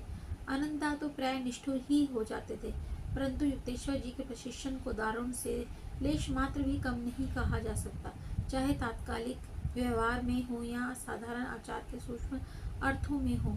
मेरे गुरु अपने शिष्यों की छोटी से छोटी गलती की भी खूब आलोचना किया करते थे। शिष्टाचार का पालन यदि निष्कपटता पूर्वक न किया जाए तो वे मृत सुंदर नारी के समान है। वे प्रसंग पढ़ने पर कहते थे, सभी तारहित स्पष्टवादिता डॉक्टर की छुरी के समान है, जो गुणकारी तो है परंतु अप्रिय लगती है। सौजन्य युक्त स्पष्टवादिता लाभदायक भी है और अच्छी भी लगती है। गुरुदेव मेरी आध्यात्मिक उन्नति वे संतुष्ट लगते थे, क्योंकि उसके बारे में वे शायद ही कभी टिप्पणी करते हों। अन्य बातों में फटकारे सुनना नित्य की बात थी। मेरे मुख्य अपराध होते थे अनमनस्कता, बीच बीच में विषणता, शिष्टाचार के कतिपय नियमों का उल्लंघन और कभी कभी अव्यवस्थितता। जरा देखो तुम्हारे पिता भगवती की कार्यशैली कितनी सुव्यवस्थित और संतुलित है। मेरे गुरु कहा करते थे कि श्री रामपुर आश्रम में जब भी मैं पहली बार आया, तो उनके थोड़े ही दिनों बाद लाहड़ी माशियों के इन दो शिष्यों की आपस में भेंट हुई। पिताजी और गुरुदेव एक दूसरे के प्रशंसक थे। दोनों ही मजबूत आध्यात्मिक की नींव पर अपने सुंदर आध्यात्मिक जीवन का निर्माण किया था, जिनका युगांतक में भी लय नहीं हो सकता। मैंने अपने बचपन में अल्पकालिक शिक्षा में कई गलत शिक्षाएं ग्रहण कर ली थी। उन्होंने मुझे बताया कि एक शिष्य को सांसारिक कर्तव्यों को पूरा करने के लिए अति कष्ट करने की आवश्यकता नहीं। जब तक कभी मैंने अपने कार्यों की उपेक्षा की या उन्हें लापरवाही से संपन्न किया, तब किसी ने मुझे कभी डांट फटकारा भी नहीं। ऐसी शिक्षा को आत्मसात करना मानव स्वभाव का बड़ा सरल लगता है, किंतु गुरुदेव के कठोर अनुशासन में मैं शीघ्र ही उदासीनता की सुखद भ्रांतियों में जाग उठता था।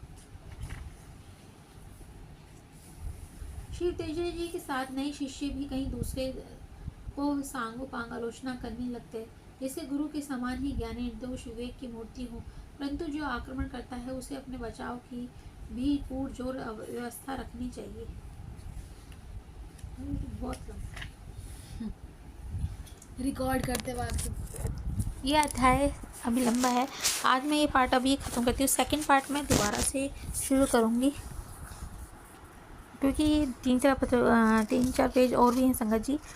नेक्स्ट पार्ट में दोबारा से डाउनलोड करूँगी। जय गुरु जी।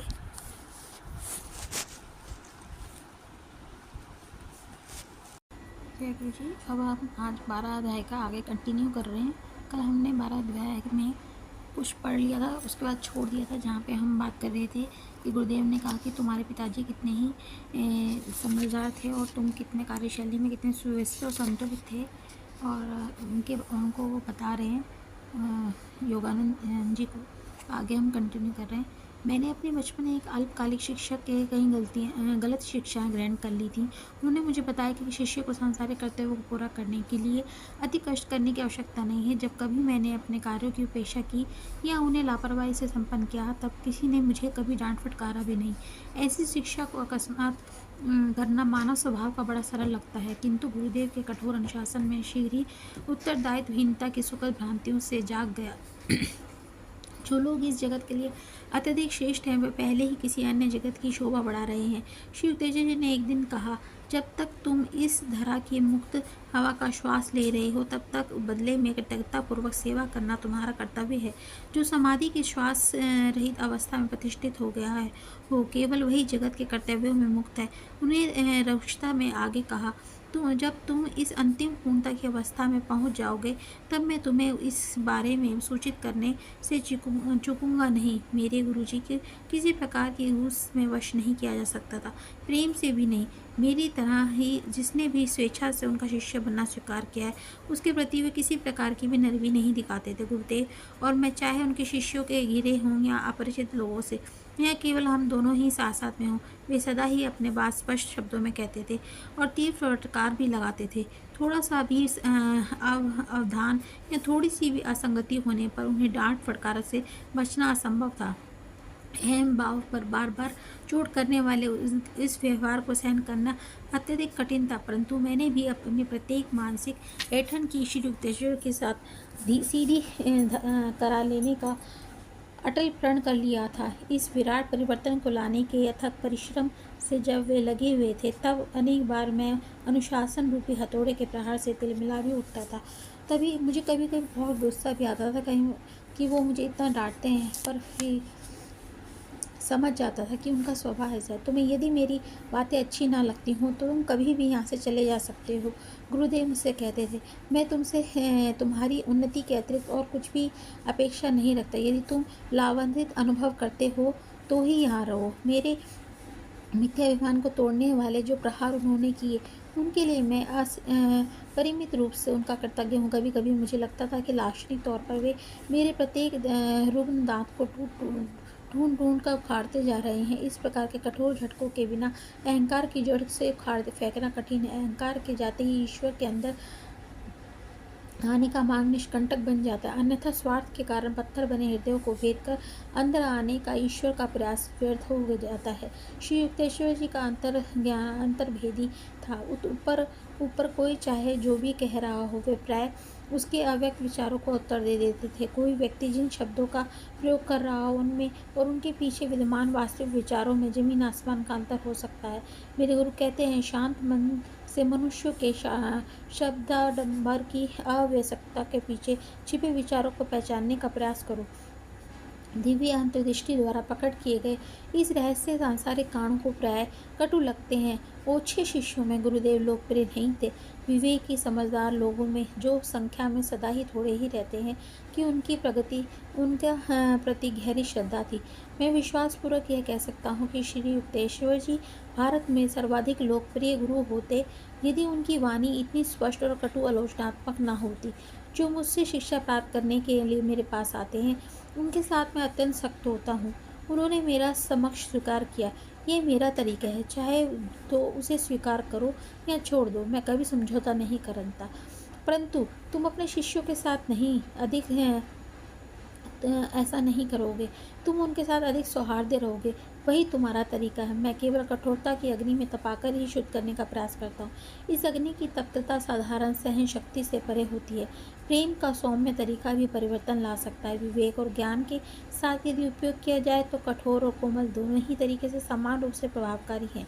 फिर उन्होंने आगे कहा, तुम विदेशों में जाना पड़ेगा जहाँ अहम पर निर्दय प्रहार पसंद नहीं किए जाते। वहाँ के लोग के अनुरूप धैर्य और सहनशीलता के पर्याप्त भंडार के बिना कोई गुरु पाश्चात्य जगत में भारत के संदेश का प्रचार प्रसार नहीं कर सकता है।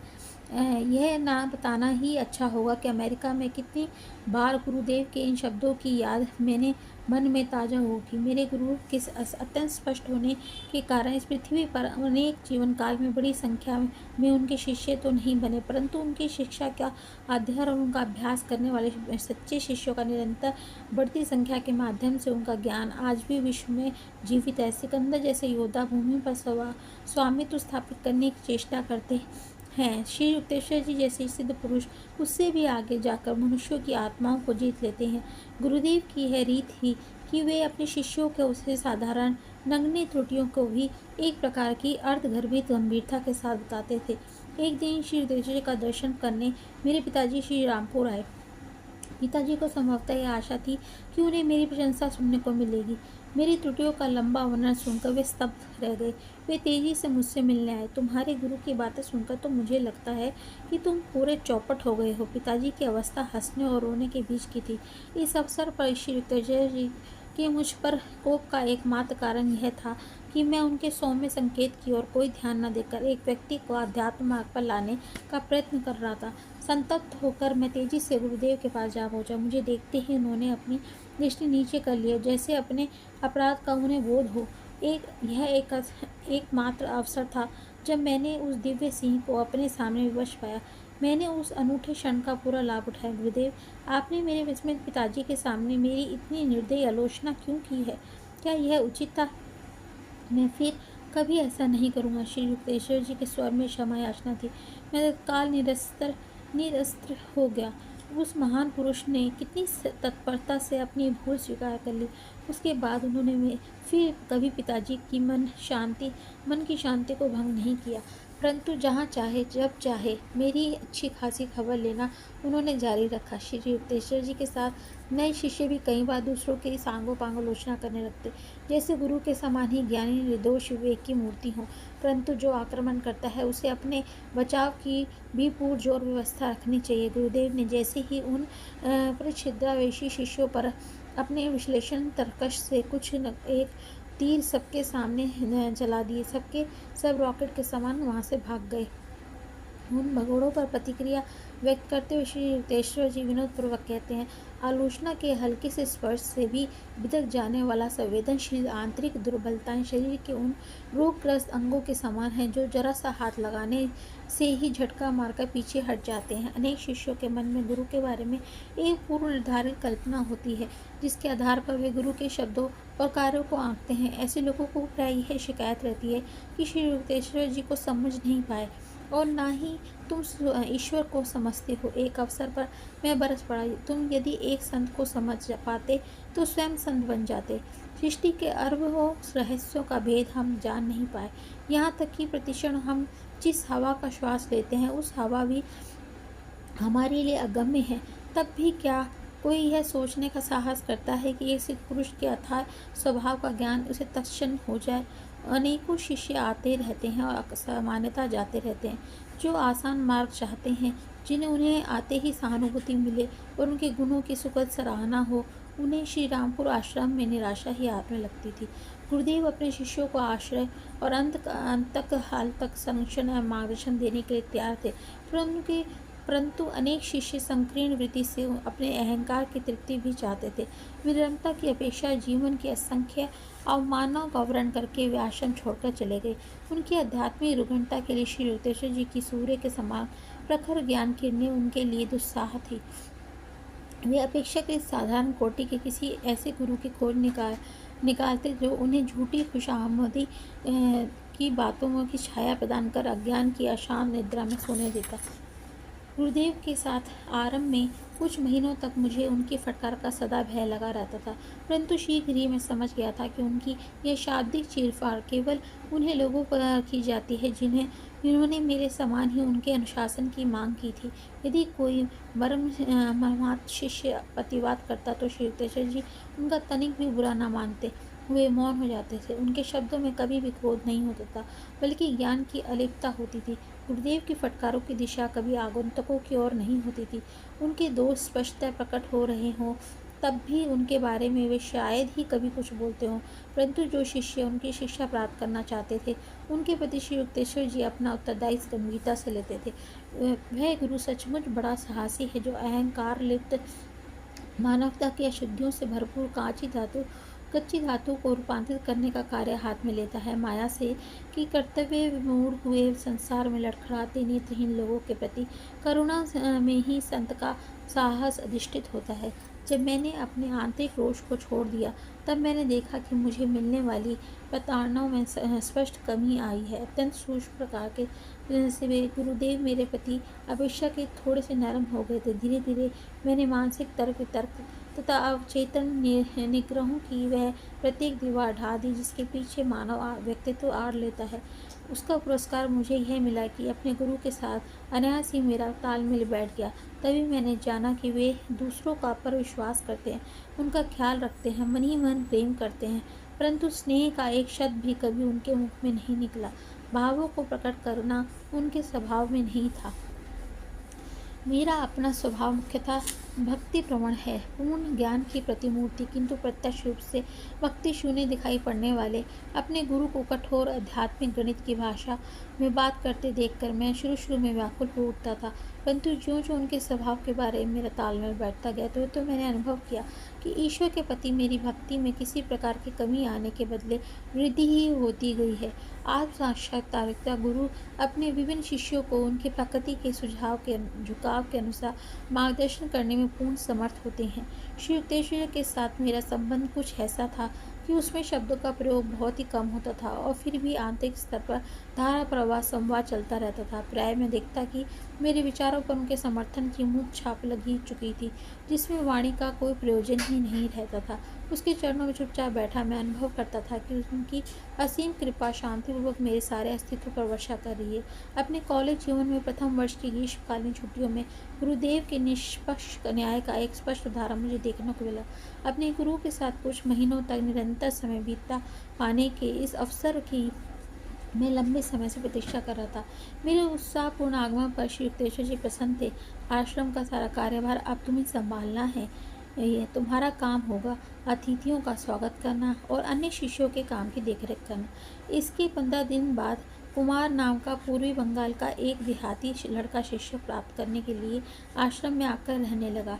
अत्यंत बुद्धिमान होने के कारण वह शीघ्र ही गुरुदेव का प्रेम पात्र बन गया था। किसी अगम्य कारण से उसे नए आश्रमवासी के प्रति श्री युक्तेश्वर जी ने अनालोचनात्मक रवैया भी अपनाया हुआ था। कुमार के आश्रम में प्रविष्ट होने के लगभग 1 माह के बाद गुरुदेव ने मुझे आदेश दिया, मुकुंद, अब तुम्हारा कार्य कुमार संभालेगा। तुम अपना समय झाड़ू लगाने और खाना बनाने में लगाओ। नेता बनाए जाने से इस कुमार आश्रम में तानाशाही करने लगा। मूक विद्रोह के रूप में अन्य शिष्य दैनिक परामर्श के लिए मेरे पास ही आते रहे। 3 सप्ताहों तक यही चलता रहा। फिर एक दिन मैंने कानों में कुमार और गुरुदेव के बीच चल रहा ये संवाद पड़ा। मुकुंद के कारण मेरे काम में दिक्कत हो रही है, कुमार कह रहा था। अपने आश्रम की देखभाल का काम मुझे सौंपा है, फिर भी अन्य सभी लोग उसी के पास जाते हैं और उसी का कहना मानते हैं। इसलिए मैंने उसे रसोई घर का और तुम्हें बैठक खाने का काम दिया था, ताकि तुम्हारी समझ में यह आ सके कि एक योग्य नेता में सेवा करने की इच्छा होती है, अधिकार चलाने की नहीं। श्री युक्तेश्वर का कठोर स्वर कुमार के लिए बिल्कुल नया था। तुमने मुकुंद का पद चाहिए था, परंतु उसके योग्य बनकर तुम उस पद को संभाल नहीं सके। अब तुम अपने पुराने पद पर रसोइया के सहायक के रूप में काम करो। गर्भहरण की इस घटना के बाद गुरुदेव ने पुनः कुमार के प्रति अस्वाभाविक तुष्टिकरण की नीति अपना ली। आकर्षण का रहस्य कौन समझ सकता है? कुमार ने श्री युक्तेश्वर जी को एक सुंदर फव्वारा नजर आ रहा था, परंतु ऐसा फव्वारा जो अपने गुरु भाइयों के लिए फुहारे नहीं छोड़ता था। यह नया लड़का स्पष्टता गुरुदेव को सबसे प्रिय हो गया था, परंतु इसमें मैं कभी हतोत्साहित नहीं हुआ। व्यवस्था, स्वभावगत विलक्षणताएं जो सिद्ध पुरुषों में होती हैं, जीवन के चित्र की विविध धरणी बनाती हैं। छोटी छोटी बातों को मेरे मन पर प्रभाव नहीं पड़ता, यह मेरे स्वभाव में ही नहीं है। मैं श्री युक्तेश्वर से बाह्य स्तुति की अपेक्षा कहीं अधिक महान लाभ पाने के आकांक्षी था। एक दिन कुमार के अकारण ही मुझ पर विष उगल दिया। मैं आहत हुआ। तुम्हारा दिमाग घमंड से फटने की सीमा तक फूल गया है। आगे मैंने एक चेतावनी भी जोड़ दी, जो अंतःप्रेरणा में मुझे लगा कि सच होकर रहेगी। यदि तुमने अपने तौर तरीके में सुधार नहीं किया तो किसी दिन इस आश्रम से निकाल दिए जाओगे। व्यंग की हंसी हंसते हुए कुमार ने मेरे शब्दों को दोहराते हुए गुरुदेव को सुनाया, जो उसी समय वहां पहुंचे थे। डांट पड़ने की पूर्ण आशा करते हुए मैं सकवा कर एक कोने में जा खड़ा हुआ। शायद मुकुंद ठीक ही कह रहा है, गुरुदेव ने असाधारण रूप से शुभ शब्द सुनाई दिए। एक वर्ष बाद कुमार अपने गांव जाने के लिए निकल पड़ा। उसने श्री युक्तेश्वर जी की मौन अस्वीकृति की अवहेलना की, जो कभी अपने शिष्यों के आने जाने के मामलों में अधिकार पूर्वक हस्तक्षेप नहीं करते थे। कुछ महीनों के बाद जब वह लौट कर आया तो उसमें एक प्रकार का दुखद परिवर्तन स्पष्ट दिखाई दे रहा था। तेजस्वी चेहरे का राजसी कुमार अब लुप्त हो गया था। केवल एक साधारण देहाती अब हमारे सामने खड़ा था, जिसने कई बुरी आदतें भी अपना ली थी। गुरुदेव ने मुझे बुला लिया और भ्रक हृदय से मुझसे चर्चा करते रहे कि कुमार अब आश्रम के संन्यास जीवन के योग्य नहीं रहा है। मुकुंद, कल ही कुमार को आश्रम छोड़ कर जाने के लिए कहने का काम मैं तुम्हें छोड़ता हूँ। मैं स्वयं इसे नहीं कर सकता। श्री युक्तेश्वर जी की आंखें भर आईं, परंतु उन्होंने शीघ्र ही स्वयं पर काबू पा लिया। यदि यह लड़का मेरी बात मानता और जाकर अवांछित संगति में नहीं पड़ता, तो उसे इस हद तक कभी नहीं गिरता। इसने मेरे संरक्षण को ठुकरा दिया। सभी निर्दोष संसार को ही उसका गुरु बनने की रहने की आवश्यकता है। कुमार के चले जाने में से मुझे कोई खुशी नहीं हुई। दुखी अंतःकरण से मैं सोचता रहा कि जिससे एक सिद्ध पुरुष का लेकिन जीत लेने की वह शक्ति थी, वह भी कितनी आसानी से संसार के प्रलोभनों में फंस गया। मनुष्यों में सुरा और सुंदरी के भोग की नैसर्गिक लालसा रहती है। उसका आनंद लेने के लिए किसी सूक्ष्म बोध क्षमता की आवश्यकता नहीं रहती। इंद्रियों की धूर्तता की तुलना वह सदाबहार करवीर के पौधों के साथ ही की जा सकती है, जिसमें गुलाबी पुष्पों में सुगंध आती रहती है, पर उनके अंग प्रत्यंग में विष भरा हुआ है। तृप्ति का धाम तो अंतर में स्थित है, और जो इस सुख में दीप्तिमान है, जिसे हजार बाह्य दिशाओं में अंधों की तरह ढूंढा जा रहा है। कुमार की तीक्ष्ण बुद्धि की चर्चा करते हुए एक दिन गुरुदेव ने कहा, तीक्ष्ण बुद्धि एक दो-धारी तलवार है। उसका प्रयोग अच्छे के लिए भी हो सकता है और बुरे के लिए भी। इससे अज्ञान के फोड़े को चीरा डाला जा सकता है और अपने गर्दन को भी काटा जा सकता है। मन को जब यह स्वीकार हो जाता है कि आध्यात्मिक नियम से बचा नहीं जा सकता, तभी बुद्धि उचित मार्ग पर चलेगी। मेरे गुरु अपने पुरुष और स्त्री शिष्यों को अपने संतान मानकर उनसे खुलकर मिलते थे। उनकी आत्मा की समानता को जानते हुए उनसे कोई भी भेद नहीं करते थे और कोई पक्षपात भी नहीं दर्शाते थे। वे कहते थे, नींद में किसी का यह पता नहीं चलता कि वह पुरुष है या स्त्री है। जिस प्रकार स्त्री का वेश धारण कर लेने से कोई पुरुष स्त्री नहीं बन जाता, उसी प्रकार आत्मा स्त्री या पुरुष का रूप धारण कर लेने पर भी अपरिवर्तित ही रहती है। आत्मा ईश्वर का निर्विकार निर्गुण प्रतिरूप है। श्री युक्तेश्वर जी स्त्री का पुरुष के पतन का कारण नहीं मानते थे और न ही कभी स्त्री को टालने का प्रयास करते थे। वे कहा करते कि स्त्री को भी पुरुष के आकर्षण के प्रलोभन का सामना करना पड़ता है। मैंने एक बार उनसे पूछा कि एक प्राचीन महान संत ने स्त्री को नरक का द्वार क्यों कहा था। श्री युक्तेश्वर ने तीखे स्वर में कहा, नवयुवावस्था में कोई लड़की उसकी मन शांति में बाधक सिद्ध हुई होगी, अन्यथा वह स्त्री को नहीं बल्कि अपने आत्म संयम को अपूर्णता को दोष देता। यदि किसी आगंतुक के अविकारमयी बातों का संकेत भी देने का वाली कोई कहानी आश्रम में बताने की चेष्टा दृष्टा कर दी तो गुरुदेव उनकी ओर से ध्यान हटाकर मौन हो जाते थे। वे शिष्यों से कहते, सुंदर चेहरे के उत्तेजक चाबुक के प्रहार अपने ऊपर मत होने दो। इंद्रियों के दास जगत को आनंद कैसे ले सकते हैं। जब वे वासना के कीचड़ में रेंगते रहते हैं तो जगत के सूक्ष्म रसों का आनंद उनकी पकड़ में आता ही नहीं है। वासनाओं में आसक्त मनुष्य का विवेक खो जाता है, उसे अच्छे बुरे का भेद भी पता नहीं चलता है। माया जनित काम वासना से बचने की इच्छा करने वाले शिष्यों को श्री युक्तेश्वर जी से धैर्यपूर्ण समझदारी बहुत मार्गदर्शन मिलता रहता था।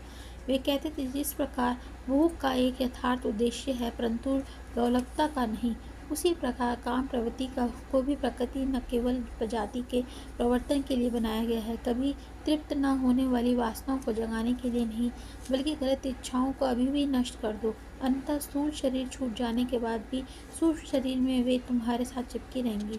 शरीर को रोक पाना भले ही कठिन हो, पर मन में निरंतर विरोध करते ही रहना चाहिए। यदि प्रलोभन निष्ठुरतापूर्वक तुम पर आक्रमण कर दे तो साक्षी भाव से उसका विश्लेषण करके अदम्य इच्छा शक्ति के द्वारा उस पर विजय प्राप्त करो। प्रत्येक प्राकृतिक वासनाओं पर विजय प्राप्त की जा सकती है। अपनी शक्तियों को बचा कर रखो। विशाल समुद्र के समान बनो, जिसमें इंद्रियां की सब नदियां चुपचाप विलीन चली जाती हैं। प्रतिदिन नई शक्ति के साथ जगती वासनाएं तुम्हारी आंतरिक शांति को सोख लेंगी। ये वासनाएं जलाशय में बने छिद्रों के समान है, जो प्राण मूलक जल को विषाशक्ति के रेगिस्तान में नष्ट होने के लिए बहा देती हैं। मनुष्य को बाध्य करने वाला कुवासनाओं की शक्तिशाली आवेग उसके सुख को सबसे बड़ा शत्रु है। आत्म संयम के सिंह बनकर संसार में विचरण करो। इंद्रिय दुर्बलताओं के मेंढकों की लातें खाकर इधर से उधर लुढ़कते मत रहो। सच्चा साधक अंततः नैतिक वासनाओं की विवशता से मुक्त हो जाता है। मानवीय स्नेह की अपनी आवश्यकताओं को वह उस ईश्वर की लालसा में बदल देता है जो एकमात्र प्रेम है, क्योंकि वह सर्वव्यापी है। श्री युक्तेश्वर की मातु श्री काशी के राणा महल मोहल्ले में रहती थी, जहाँ मैं अपने गुरु से मिलने प्रथम बार गया था। वे करुणामयी और दयालु थी, परंतु सुनिश्चित मतों की भी थी। एक दिन मैं उनकी बालकनी में खड़ा माँ बेटे का वार्तालाप करते देख रहा था। अपनी शांत तर्कसंगत पद्धति में श्री युक्तेश्वर जी ने उन्हें कोई बात समझाने का प्रयास कर रहे थे, परंतु वे उसमें सफल होते प्रतीत नहीं हो रहे थे, क्योंकि माताजी जोर जोर से सिर हिलाकर विरोध कर रही थी। नहीं नहीं मेरे बेटे, अभी तुम चले जाओ, तुम्हारा ज्ञान उपदेश मेरे काम का नहीं है, मैं तुम्हारे शिष्य नहीं हूँ। डांट खाए बालक की तरह श्री युक्तेश्वर जी आगे एक शब्द भी मुंह से निकाले बिना चुपचाप वहाँ से हट गए। माँ के अनुचित बर्ताव से भी उनकी प्रति श्री युक्तेश्वर जी का महान आदर देखकर मैं गदगद हो गया। माता जी उन्हें केवल अपने छोटे से बच्चे के रूप में ही देख रही थी, एक ज्ञानी के रूप में नहीं। उस छोटी सी घटना में भी एक मनोज्ञता थी, उसमें भी मेरे गुरु के असाधारण स्वभाव पर प्रकाश पड़ रहा था। अंदर से विनम्र परंतु बाहर से फौलाद। एक बार सांसारिक संबंधों को तोड़ लेने के बाद सन्यास धर्म स्वामियों को संसार में किसी प्रकार का संबंध बनाए रखने की अनुमति नहीं देता। गृहस्थों के लिए अनिवार्य माने जाने वाले परंपरागत पारिवारिक धार्मिक विधि सन्यासी संपन्न नहीं कर सकते। फिर भी प्राचीन सन्यास आश्रम का नर निर्माण करने वाले आदि शंकराचार्यों ने इन नियमों की उपेक्षा की थी। अपने पूज्य और प्रिय माता के स्वर्गवास के बाद उन्होंने हाथ ऊपर उठाकर अग्नि को आह्वान किया और उसमें से प्रकट हुए एक दिव्य अग्निशिखा से अपनी माता का दाह संस्कार किया। श्री युक्तेश्वर जी ने भी इन नियमों की उपेक्षा की, पर शंकराचार्य से कम चमत्कारी ढंग से। जब उनकी माता का स्वर्गवास हुआ तब उन्होंने पवित्र गंगा तट पर उनकी अंत्येष्टि की व्यवस्था की और गृहस्थ परंपरा के अनुसार अनेक ब्राह्मणों को भोजन कराया। शास्त्रों की विधि निषेध सन्यासियों की संकुचित संबंधों के दायरे में बाहर निकलने से सहायता करने के लिए बनाए गए हैं। शंकराचार्य और युक्तेश्वर जी ने अपना संपूर्ण अस्तित्व विराट निराकार ब्रह्म में विलीन कर दिया था। उन्हें अपने बचाव के लिए किसी नियम की आवश्यकता नहीं थी। कभी कभी सिद्ध पुरुष केवल यह दर्शाने के लिए भी किसी नियम को जानबूझकर उल्लंघन करते हैं कि उसमें निहित सिद्धांत नियम से श्रेष्ठ है और सिद्धांत नियम के बंधन में नहीं है। इसी प्रकार ईसा मसीह ने विश्राम के दिन बुट्टे तोड़े थे।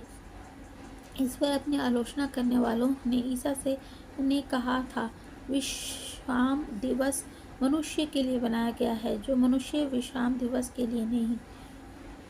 श्री युक्तेश्वर जी शास्त्रों के अतिरिक्त अन्य कोई पुस्तक शायद ही कभी पढ़ते हों, फिर भी वे नवीनतम वैज्ञानिक आविष्कारों तथा ज्ञान के विभिन्न क्षेत्रों में हुई प्रगति में सदा ही पूर्ण परिचित थे। वे वार्तालाप में अत्यंत निपुण थे और आश्रम में आने वाले अतिथियों के साथ असंख्य विषयों पर विचारों के आदान प्रदान में आनंद लेते थे। मेरे गुरु की हाजिर जवाबी और मन प्रयोगपूर्वक हंसने के उनके ढंग के प्रत्येक चर्चा में जान जा जाती थी। वे प्राय गंभीर भी तो रहते थे, पर कभी उदास नहीं रहते थे। बाइबल के एक वचन का उद्धृत करते हुए वे कहते थे, ईश्वर को पाने के लिए मनुष्य को अपना चेहरा विकृत करने की आवश्यकता नहीं है। उसे सदा याद रखो कि ईश्वर को पाने का अर्थ होगा सभी दुखों का अंत। जो अनेकानेक दार्शनिक, प्रत्यात्मक, वकील, वैज्ञानिक आश्रम में आते रहते थे, उनके पहली बार आने वाले कई लोग यह सोचकर आते थे कि उनकी मुलाकात किसी रूढ़िवादी धार्मिक व्यक्ति से होने वाली है। यदा कदा एकाध घमंड भरी मुस्कान या मनोरंजित सहिष्णुता की उनकी दृष्टि से यही प्रकट होता था कि उन नव आगंतुकों को सदाचार के कुछ नीरस उपदेशों के अतिरिक्त और किसी बात की अपेक्षा नहीं है। श्री युक्तेश्वर जी के साथ चर्चा करने के बाद, यह देखने के बाद कि उनके अपने क्षेत्र में श्री युक्तेश्वर जी का पूर्ण ज्ञान है, वे अनिच्छापूर्वक ही वहाँ से प्रस्थान करते थे। साधारणतः वे गुरुदेव अतिथियों के साथ नर्म और स्नेहपूर्ण बर्ताव करते थे। वे मन को प्रसन्न करने वाले ढंग और उनके हार्दिक स्वागत करते थे, परंतु कट्टर अहंकारियों को कभी कभी गहरा आघात भी लगा देते थे। उन्हें गुरुदेव की या तो ठंडी उपेक्षा या फिर विरोध का सामना करना पड़ता था, बर्फ या लोहा। एक बार एक विख्यात रसायन शास्त्री श्री युक्तेश्वर जी के साथ तर्क युद्ध में भिड़ गए। वे महाशय ईश्वर के अस्तित्व को ही इसलिए स्वीकार नहीं कर रहे थे कि विज्ञान ईश्वर को खोज निकालने का कोई उपाय ढूंढ नहीं पाया है। तो आप लोग उस परम शक्ति को अपनी टेस्ट ट्यूब में पृथक करने से विफल रहे और आपको इसका कोई स्पष्टीकरण नहीं मिल रहा है। गुरुदेव की दृष्टि कठोर होगी थी। अब मैं आपको एक नया प्रयोग बताता हूँ। 24 घंटों तक अपने विचारों का परीक्षण कीजिए, तब आपको ईश्वर की अनुपस्थिति का विस्मय नहीं होगा। एक गणमान्य पंडित को भी इसी प्रकार का धक्का लगा था जब यह हुआ जब वे पहली बार आश्रम आए थे। दीवार गूंज रही थी जब वे महर्षि महाभारत, उपनिषदों और शंकराचार्य के भाष्यों के परिच्छेद पर परिच्छेद सुनाते जा रहे थे। मैं आपको सुनने के लिए बैठा हूँ। श्री युक्तेश्वर जी के स्वर में ऐसी जिज्ञासा थी जैसे तब तक वह पूर्ण मौन रहा हो। पंडित जी संभ्रम में पड़ गए। उधर तो आपने बहुत दे दिए हैं। मैं अतिथि महोदय से आदरपूर्वक दूरी बनाए अपने कोने में पलाई थी मारकर बैठा था। गुरुदेव के शब्दों में हंसी के मारे मेरे पेट में बल पड़ने लगे। परंतु आप अपने व्यक्तिगत जीवन में कौन सी मौलिक व्याख्या प्रस्तुत कर सकते हैं कि शास्त्रीय सूत्र को आपने अकस्मात कर अपने जीवन में उतारा है? इन कालजयी सत्यों के ने आपके स्वभाव में क्या क्या अच्छे परिवर्तन किए हैं? क्या आप ग्रामोफोन की तरह दूसरे मनुष्यों के शब्दों को केवल यांत्रिक उच्चारण करके संतुष्ट हैं? मैं हार गया। पंडित जी की अकुलाहट हास्यप्रद लग रही थी। मुझे कोई आंतरिक अनुभूति नहीं है। जीवन में शायद पहली बार पंडित जी की समझ में आ गया कि पुस्तकीय ज्ञान आध्यात्मिक अनुभूति के अभाव की पूर्ति नहीं कर सकता है। इन सूक्ष्म विद्याभिमानियों में पठन पाठन के अति परिश्रम के आध्यात्मिक ग्रंथ आती है। गर्व खंडित पंडित के वहाँ से चले जाने पर गुरुदेव ने कहा, ये लोग समझते हैं कि बौद्धिक व्यायाम से तत्व ज्ञान बन जाता है, चाहे बाह्य कृत्यों की अपक्वता हो या आंतरिक परिष्कारक अनुशासन हो। इन दोनों में ही इन लोगों के उन्नत विचार सावधानीपूर्वक असंबंधित रहते हैं। अन्य अवसरों पर भी गुरुदेव प्राय पुस्तकीय ज्ञान की निस्तारता को अपने उपदेशों में व्यक्त करते रहते थे। विस्तृत शब्द ज्ञान को ही ज्ञान का मान लेने की भूल मत करो।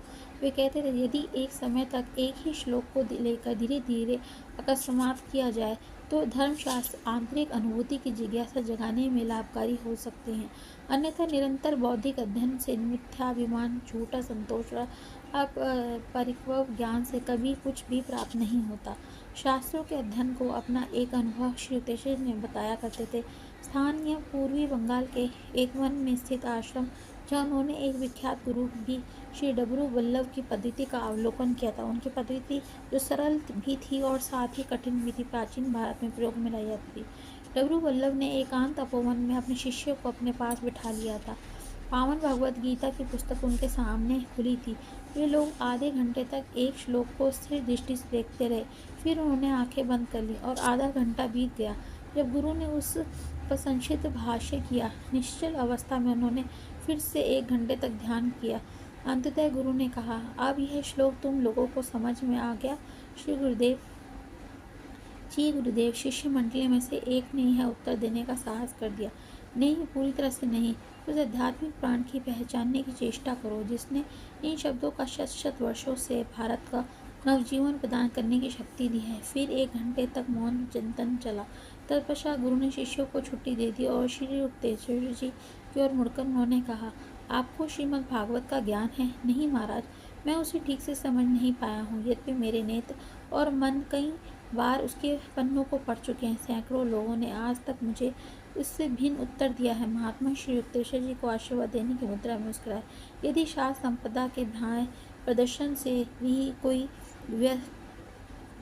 व्यस्त रहे तो अमूल्य रत्नों के लिए अंतर में डुबकी लगाने का समय ही कहाँ बचता है। श्री युक्तेश्वर जी स्वयं अपने शिष्यों को भी इसी एकाग्रता की तीव्र पद्धति में अध्ययन कराते थे। ज्ञान आंखों से नहीं, अणु परमाणुओं से अकस्मात किया जाता है। वे कहते थे, जब सत्य का तुम्हारा ज्ञान केवल तुम्हारे दिमाग में न रहकर तुम्हारे संपूर्ण अस्तित्व में समा जाए, तभी तुम अब उसके अर्थ को बारे में कुछ कह सकोगे। किसी शिष्य से यह मानने की प्रवृत्ति होती है कि ब्रह्म ज्ञान प्राप्त करने के लिए पहले पुस्तकीय ज्ञान होना आवश्यक है, तो यह उसका निराकरण करते थे।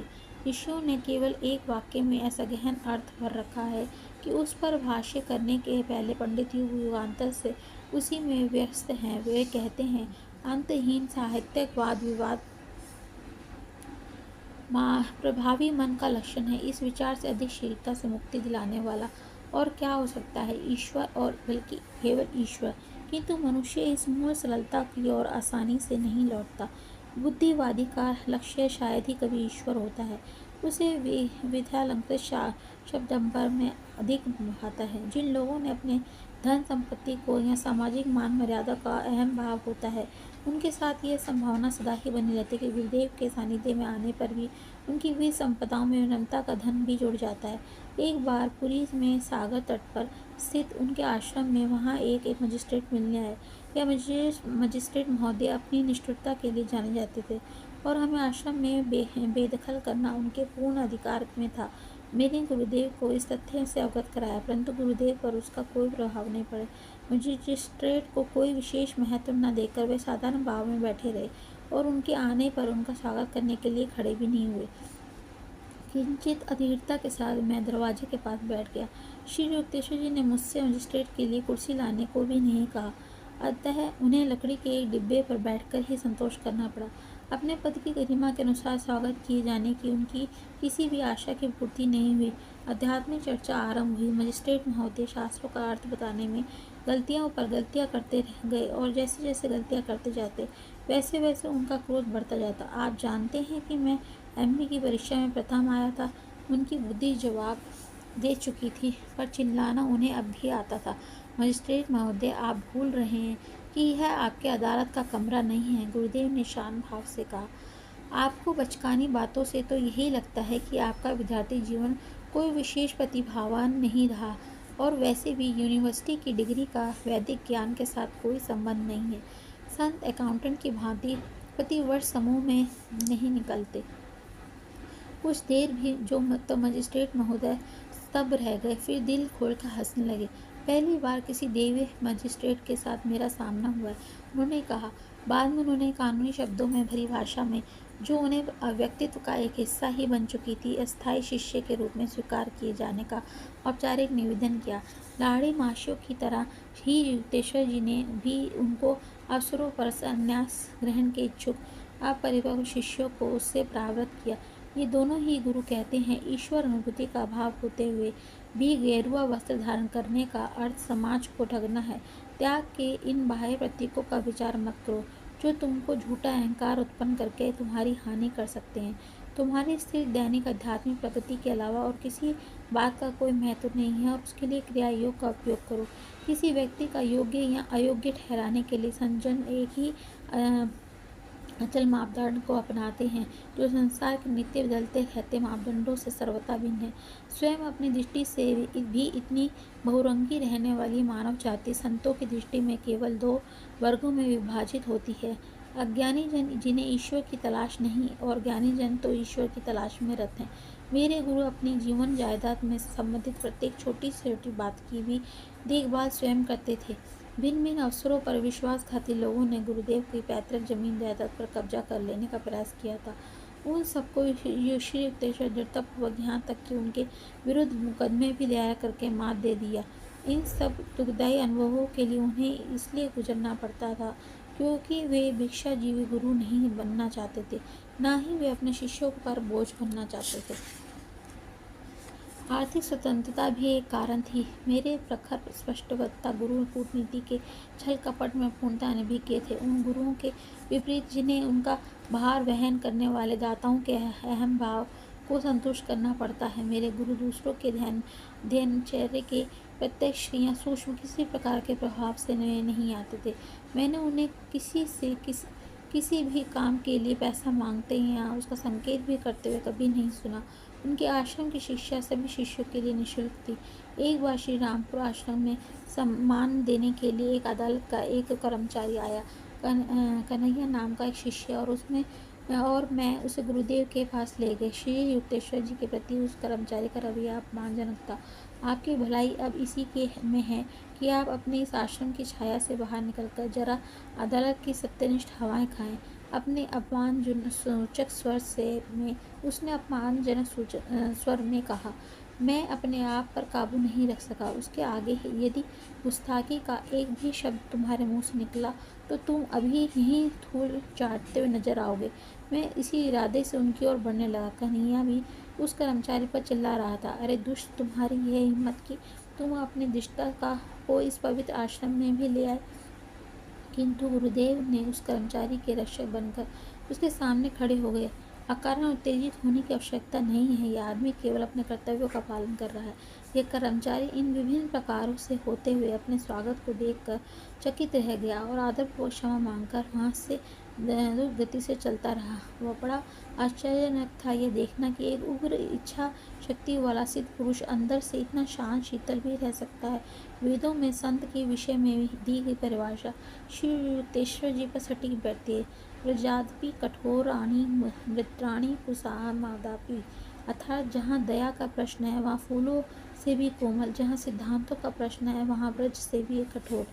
इस संसार में सदा ही ऐसे लोग होते हैं जो ब्राउनिंग के शब्द में स्वयं अंधेरे में रहने के कारण प्रकाश को सहन नहीं कर सकते। कभी कभी कोई आदमी आकर अपनी किसी काल्पनिक शिकायत पर श्री युक्तेश्वर जी को भला बुरा कह देता था।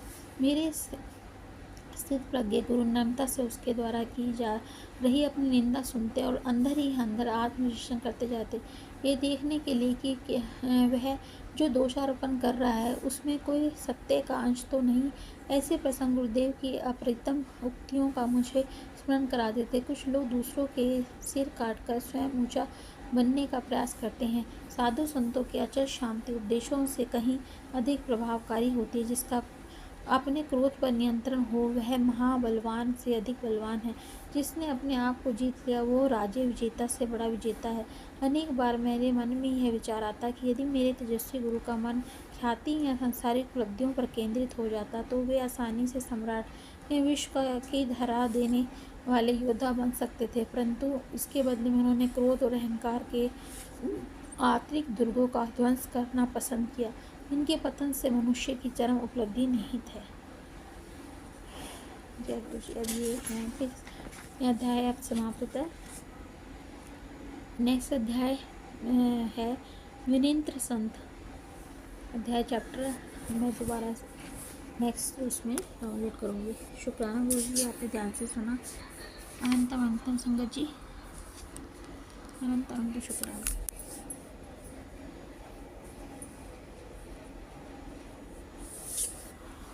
संगत जी, आपको अच्छा लगा है तो लाइक सब्सक्राइब और चैनल को सब्सक्राइब जरूर कर लीजिएगा और अपने कमेंट्स भी ज़रूर दीजिएगा। जय गुरु जी।